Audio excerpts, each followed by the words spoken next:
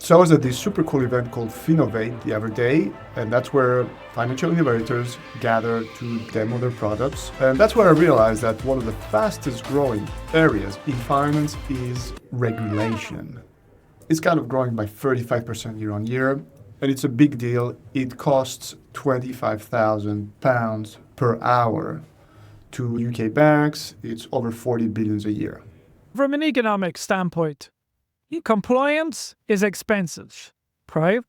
But if you're not compliant, it's even more expensive because you lose your license and you won't be able to actually sell your products or services. This is Darren Douglas, a fintech CEO. I'm Darren Douglas, founder and CEO of RegSearch AI. RegSearch AI is a regulatory compliance solution where you build your own regulatory AI agents to either answer questions for you on your internal and external information, or agentic agents that actually complete tasks for you within the platform. As I share this, I need to mention three things. First, this is not very well filmed. I did it myself. I didn't have a tripod and the lighting was very bad. Second is Darren is wearing a sparkling suit and he has a very big clock in the spirit of Flavor Flav. So I can explain at least the third part. A few minutes earlier, he did his demo and it was all about the time saved. Here's the short version.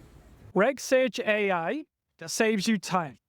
But there's a lot of time spent currently by regulatory compliance people in Excel because they got to copy PDFs into Excel and then they got to review it in Excel.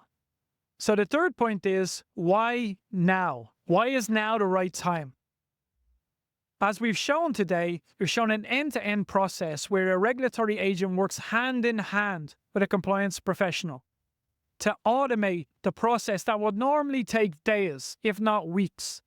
And it can be done within minutes, depending on the document, or it can be done within hours. So I wanted to understand how does it work and what's the challenge that Darren is solving with his company? Regulatory compliance has always been a challenge, right? And it's been like that for the last 20 years because the documents are in PDF and you have all these other solutions on the market that are good, but they don't really solve the problem for you. So before we go further, I need to understand what that means, this PDF into Excel. So what do I mean? You're still copying and pasting the regulation text into an Excel spreadsheet and then adding your information. And then maybe you input it into one of these systems, or maybe you extract from those systems and put it into Excel. So a lot of people have challenges around that. And as a former compliance officer, I've seen it, I've lived that too. And it's the same for the regulator. Look at how they currently communicate their regulatory documents. They're still on the website. They're PDFs. Only I think the EU issues it out in HTML text.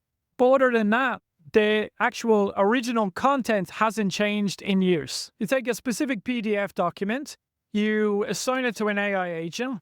The AI agent can actually read it, understand it, pass it into specific references. This is where they're really good. And if you've ever used GPT, you know that they're very good at actually working with a lot of text. So it passes the document into specific text. Then, because you've already previously uploaded all your internal information and opted in for the agents to actually have access to it, because it's secured in your own environment, specific to your legal entity, then the agent knows it can read your documents, it can read what the regulation says, and it can actually map them and put it together in one view for you, so then you can assess it. And then the agent is just helping you complete that assessment. That saves you hundreds of hours. So now I understand better how compliance is such a PDF challenge. So how does the future look like for Darren? So you must be compliant. That means you must hire experts in order to help you do this work. For regulatory compliance, you will have regulatory agents, right? Which support the compliance team, the risk team, or across the business as a whole. Because that's what they're perfect for. They can ingest that high level of information and they can do analysis, but they will not replace the expert because they're only doing the first level review. And with agents, when you look at them now, they will replace the entry levels and maybe all the way up to a senior administrator. That means that anybody that's looking for that entry point is going to struggle in the future. And to be honest, that's going to be the same in many cases. Even this week, myself and my co-founder, Data, were in Aldi. And Aldi actually has no tills anymore, where you tap your credit card, you go through the barrier, you pick your items, and you tap your credit, you just walk out and leave the shop. If that's in your everyday life, then it's not hard to understand that if you're using modern day technology, then this will save you time. So I honestly believe in the future, especially for fintechs, they'll be using agents trained by professionals. And what do I mean by that is, so normally you have the big four, and you have specific consultants you'll choose to work with. But what they'll be doing in the future is they'll be training an agent and allowing you to actually hire that agent. And then you can integrate that agent into your workflow instead of actually connecting directly with the consultant themselves. That's where I think you'll see a big change in how everybody operates in the world of fintech, regtech. I understand how AI agents can help with the process. One challenge with compliance is it's time consuming and costly, and that solves that. But before that, what's the most important thing to solve is you need to have security. You need to be able to fully understand what's going on, and you need to be able to report on it if the regulators ask. And that's where I see a big challenge with AI. And here was Darren's response. I think a lot of the challenges people face is knowing what's real and what's fake. So what do I mean by that? So every company now you see runs around with a wrapper on top of an LLM, and they call themselves an AI company. And then for ourselves, we're actually building our own models and our own data platform, right? So that means that when you're uploading all your internal policies, procedures, controls, data, that stays on your environment. It doesn't go anywhere because it doesn't need to go anywhere. So the biggest challenge is that we then come into demo and showcase. And one of the first couple of questions we get asked is always about, so what LLM do you sit on top of? And we don't.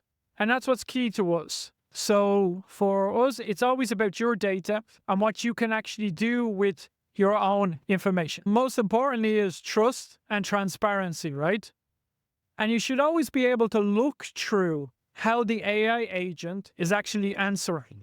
So when you're actually evaluating technology on the market, you should just say, okay, I've asked it a question. How is it answering? Show me the data in behind. If they say no to you, then what it basically is, it's a wrapper on top of LLM, and they don't know how it actually answered that particular question. For us, if you ask us, we can actually show you how the agent made a specific decision. It also brings me back to this 20VC conversation about the value of AI.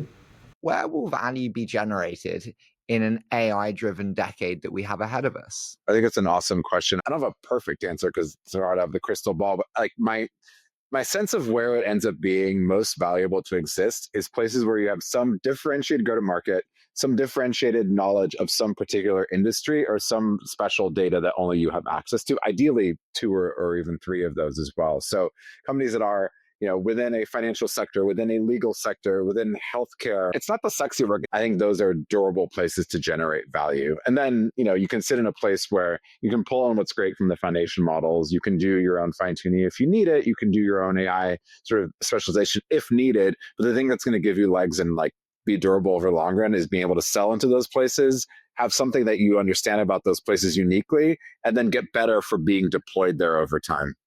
Indeed, I've interviewed a few more company CEOs, and AI is what they're trying to do. I think this is exactly where fintech is at.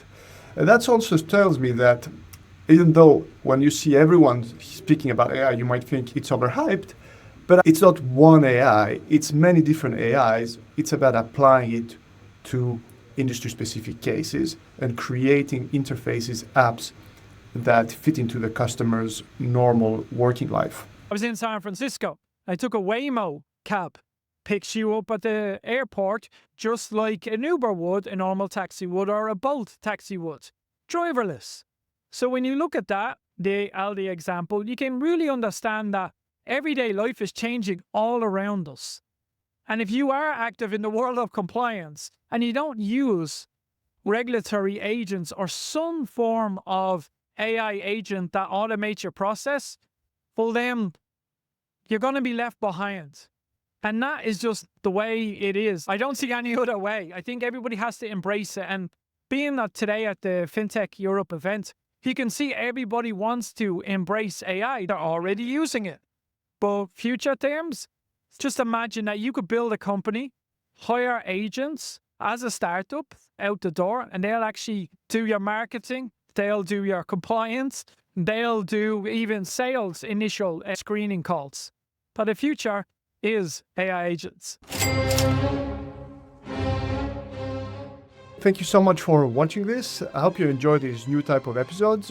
A massive thank you to Darren Douglas from RegSearch AI. You'll find ways to connect with him in the description and the show notes. Thank you as well to the Finovate team who put up such a fantastic event. And I've interviewed more of those amazing founders at Finovate, so I'll be sharing some of those interviews with you very shortly in the same format. Please let me know what you think about it. My name is George Aliferis. I run Ramada TV. We can help you with your podcast. We specialize in complex industries such as regulatory compliance in finance. If you want to just show your support for this podcast, please give us a thumbs up on YouTube. And if you're listening to it, leave a review on Apple Podcast. That will help a lot, the discoverability of the podcast. Thank you, and until next time for another episode of Investology, where we rethink investment management.